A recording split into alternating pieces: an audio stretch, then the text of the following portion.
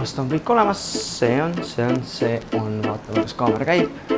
Vaatame, käib.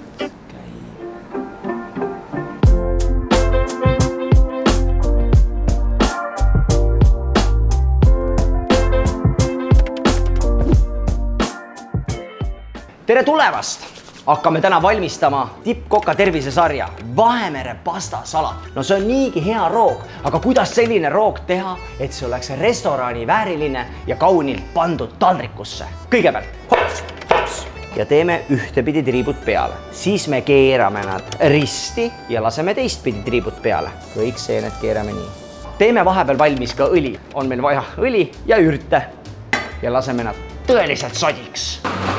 Paneme juustupanni peale ja ajame ta võimalikult õhukeseks. 180 kraadi, circa 10 minutit. Nüüd segame salati läbi. Vau, vaadake seda värvi, tõeline Vahemeri. Ja paneme šampinjonid ka siia meie kaunisse, väga kaunisse salatisse. Paneme siis õli ära.